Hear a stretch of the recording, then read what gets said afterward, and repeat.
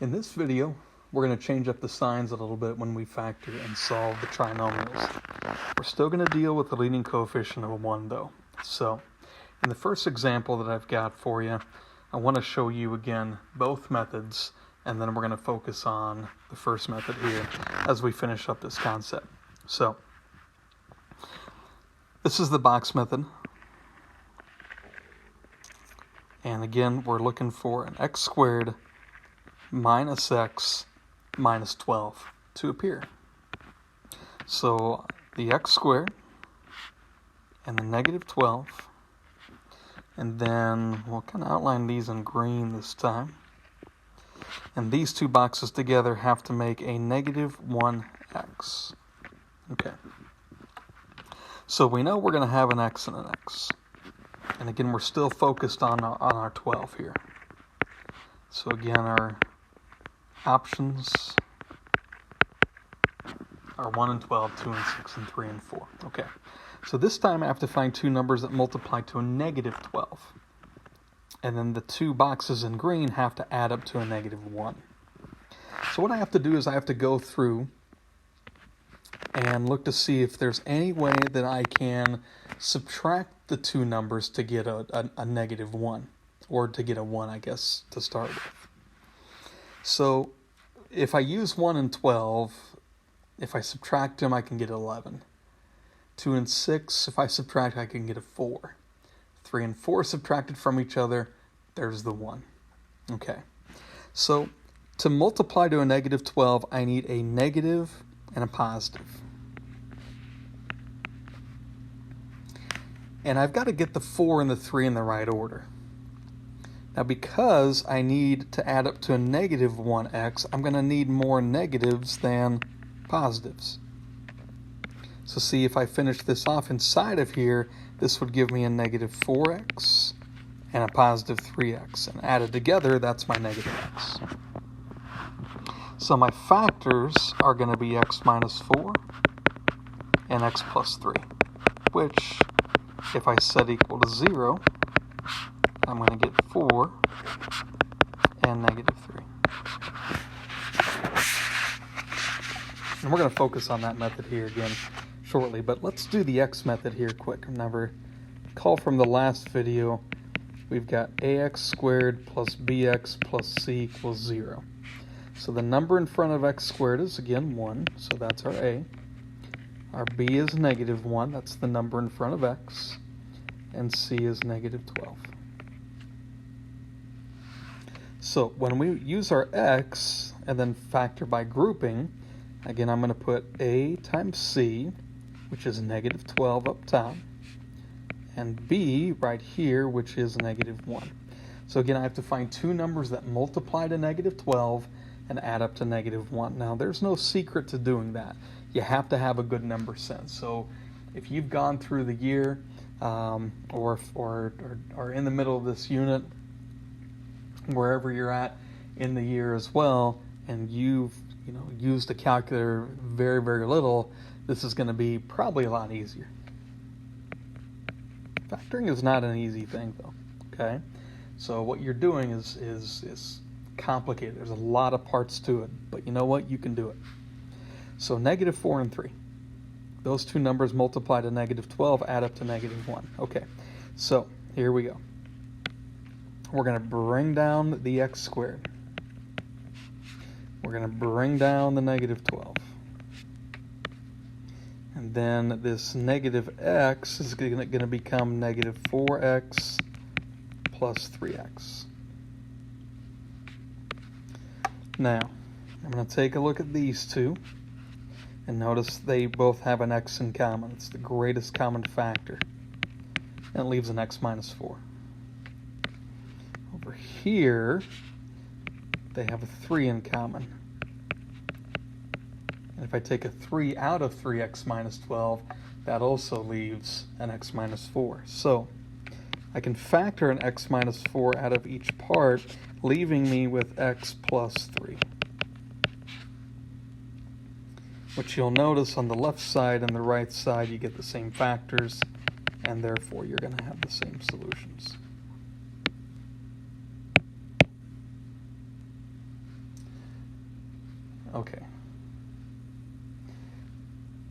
jump on down here if we could.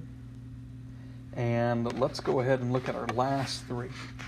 I'm going to do these a little quicker this time. So factor to find the solutions to x squared plus x minus 12. So the difference between this one and the one we just did is the middle term, that x, is now positive. So if we think about it, and again, I'm going to make the box, but you might not have to. We have to find two numbers that multiply to negative 12 and add up to 1. So x squared, negative 12, and these right here have to be 1x. So what could it be? Well, x and x. This time I need more positives than negatives, so it's going to be plus 4 and minus 3.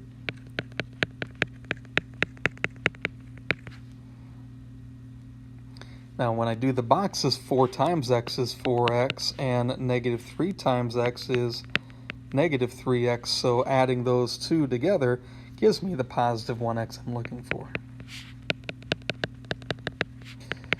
Now if I set the factors equal to 0,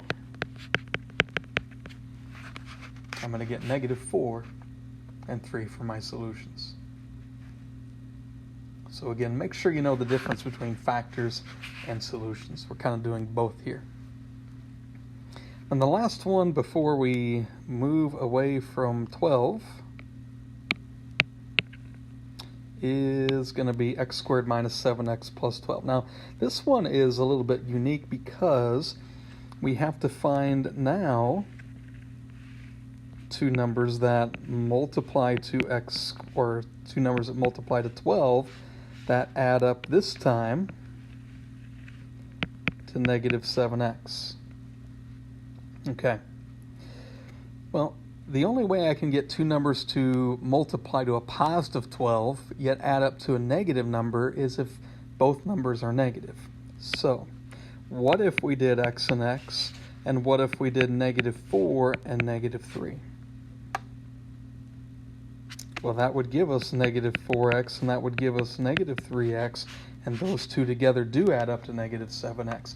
So here, my factors are x minus 4 and x minus 3. Setting both of those factors equal to 0 gives us answers of 4 and 3.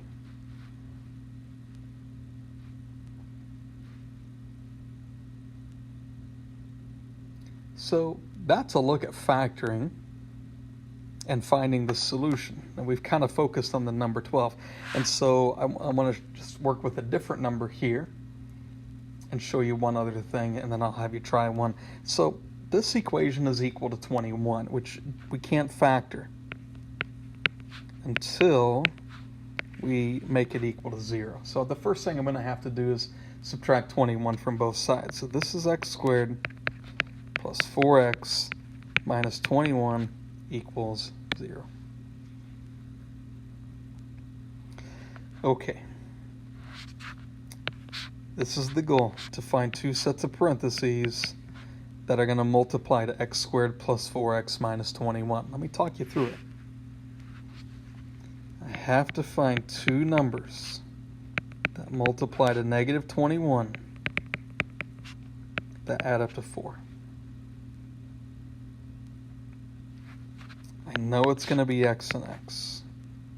I know I have to have a positive and a negative, because the only way I can multiply to a negative number is to have a positive and a negative. So choices for 21. 1 and 21. 3 and 7. There's that number sense. Well, I need more positives than negatives, and the only combination that's going to work is 7 and negative 3. So, those are my factors right there. And my solutions are going to be found by solving those one-step equations. Okay.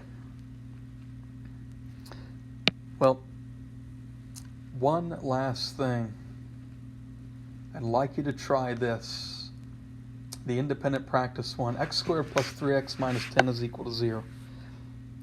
Anything that you've seen in the last 2 videos that you want to use to do this, you can use. I'll be back with you in a moment.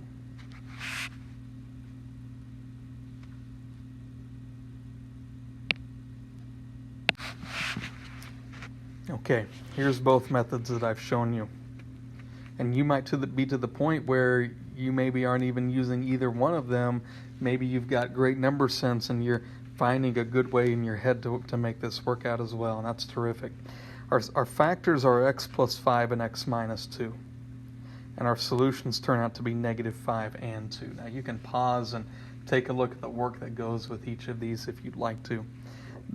The way you get good at factoring is you have to practice it. You have to practice it a lot, over and over and over again. And you can do it. It is a difficult thing, but this is how we factor trinomials. The goal, again, is this. Quick note. If we're given an equation, our goal is to go ahead and figure out what the solutions are. Where does this equation cross the x-axis? We know it's a positive leading coefficient. The parabola is going to open up at negative 5, and at 2, that's where the solutions are. Is it possible for us not to be able to factor? The answer is yes, and so we have other methods for that, and we'll talk to you about those another time.